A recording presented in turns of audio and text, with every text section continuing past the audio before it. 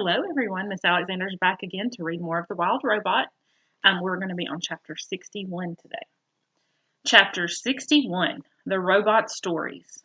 The story of how Roz helped Rockmouth spread through the river and across the island, and it was soon followed by other robot stories. There were stories of Roz growing gardens in dry, barren places. There were stories of Roz nursing sick animals back to health.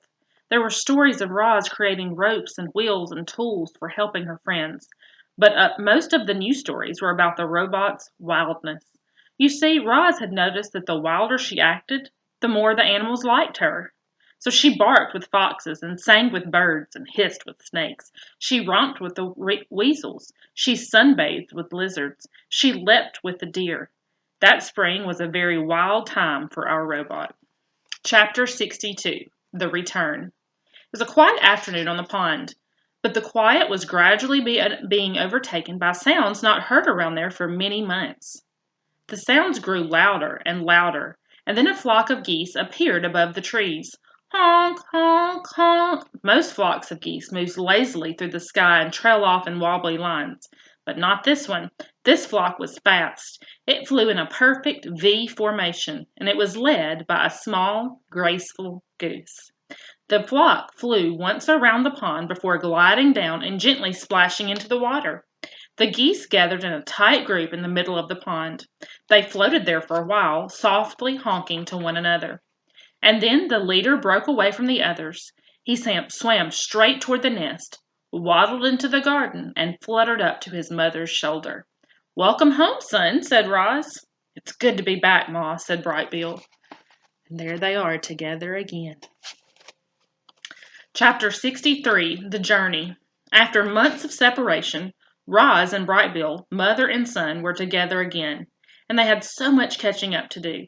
They went into the nest, and the robot built a fire. Then the goose gazed into the flames and told the story of his winter. This is what he said. "We spent the whole first day of our migration flying over the ocean. It seemed like the ocean would go on forever.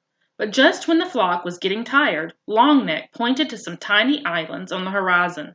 We flew down to one of the islands and ate dune grass and rested our wings. After a few days of hopping from island to island, we reached the mainland and continued over fields and forest. And then the snow began to fall. I'd never seen snow before, and at first I thought it was beautiful, but it just kept coming. The others explained that the snow was early and that we were never supposed to see it.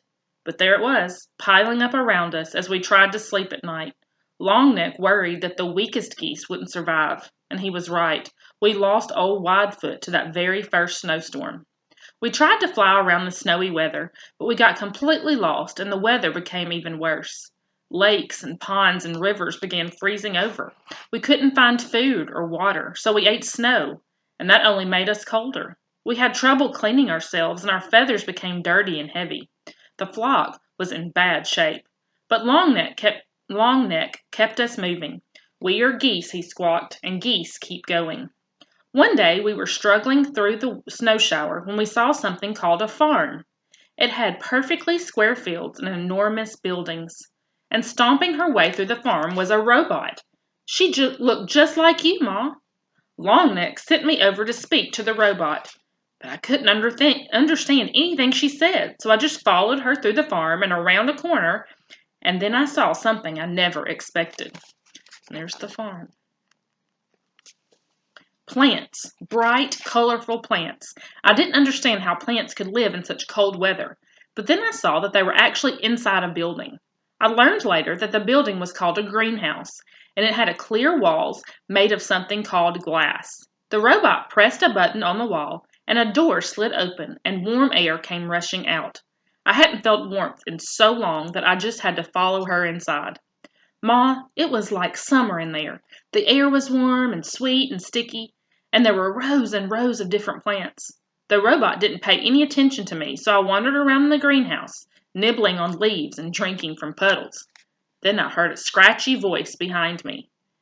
"If I were younger, I would have killed you by now." I spun around, and there was an old cat. She walked on stiff legs, and her fur was gray and clumpy. The cat's name was Snooks, and she didn't seem very nice. But then she saw the other goose out in the cold with their of the other geese out in the cold with their faces pressed against the glass, and she told me how to open the door. "You can rest here," said Snooks as the flock hurried in, "but stay out of sight. The humans aren't as friendly as me." None of us knew what humans were, but we didn't care. We were just happy to be out of the cold. Loud Wing was so happy she cried. The flock drank and ate and bathed and slept and stayed out of the way. Snooks showed us where to leave our droppings so that they wouldn't be noticed. And for a few days, the greenhouse was our home. Once or twice a day, the robot would go outside and return with a box or a bag, but most of the time she stayed inside and quietly worked on the plants. There was a barn that I had just had to explore. It was filled with animals and machines and piles of straw and 2 robots. One robot was fixing a broken door when I walked in. She was using a loud spinning tool called a saw. She pushed the saw through the long piece of wood, and dust shot into the air. Everything was going smoothly until she suddenly lurched forward and sliced right through 3 of the robot's fingers. She was fine. A minute later, there was a thwop sound as she popped on a new hand. Then she went right back to using the saw again. The other robot worked with the animals. Chickens, sheep, pigs, and cows. They were all in cages. The chickens kept asking me how I'd gotten out of my cage. I was explaining that I had never had a cage when I heard panicked squawks coming from the greenhouse. I ran back and found that a human had discovered the flock. We didn't know what he was saying, but he looked really angry. Longneck tried to defend us. He got in front and spread his wings and honked, but the human wasn't afraid. He pulled out a shiny stick and pointed it right at Longneck. Snooks hissed, "Look out, he's got a rifle!" Suddenly, a bright beam of light shot out from the rifle, and Longneck slumped to the floor. He was dead, Ma. The flock was so scared, we fluttered around and honked and knocked over plants. But the human kept moving toward us, pointing his rifle. So I pecked the button to open the door, and we ran outside, into the cold, and flew away from there as fast as we could. And there's the hunter. Without Longneck, the flock needed a new leader. Everyone wanted me to lead. I didn't know what to do, so I started by repeating Longneck's words. I squawked, "We are geese, and geese keep going." Then I took point, and the flock spread out behind me. The weather had us all turned around, and nobody knew which way to go, so I just led us straight south. We saw more robots and humans and buildings, but we didn't stop. We knew we were way off course when we saw the ocean again, but at least it was a little warmer by the water. So I decided to follow the coastline for a while. There were more buildings by the coast. Most of them were on land, but some were out in the ocean. The ocean buildings were dirty and crumbling and leaning in different directions. There weren't any humans or robots in those buildings, only sea creatures. We saw ships on the water. We saw ships on the land. We even saw ships in the air. They buzzed through the sky like giant dragonflies. And then we reached a place called a city, where thousands of buildings and robots and humans and ships were all close together. When we stopped to rest on a rooftop, we met a friendly pigeon named Graybeak. She had grown up there, so she knew everything about the city. She flew us over towers and under bridges and kept us away from all the buzzing airships. And everywhere we went, there were robots. Some of the city robots were just like you, Ma, but others crawled on 6 legs or rolled on wheels or slid up and down on sides of the buildings. Some robots were really small, and some were really big. They moved things and cleaned things and built things and did every kind of job you can think of. Graybeak brought us down to a ledge on the side of a building and told us to look through the windows. Inside was a family of humans, and they had a Roz robot. When we looked out into the other buildings, we saw other humans with other robots. Every human seemed to have a robot. Told Graybeak about you, Ma, and she wanted to show us one last place. We flew out to the edge of the city to a really big building called a factory. Graybeak brought us to the roof windows, and we looked down into the factory and saw machines, building sparkling heads and torsos and limbs. The factory was building robots. A machine held up a robot torso and put 2 legs under it, and they snapped into place. It put feet under the legs, and they snapped into place. It snapped arms into the shoulders and snapped hands into the arms. A head was snapped into the top, and the robot was finished. Ma, the robot looked just like you. I think that factory is where you were built. I wanted to watch more robots being built, but it started snowing again, so we said goodbye to Graybeak and continued flying south. We saw fewer robots and humans and buildings and ships. The air became warmer and the snow disappeared.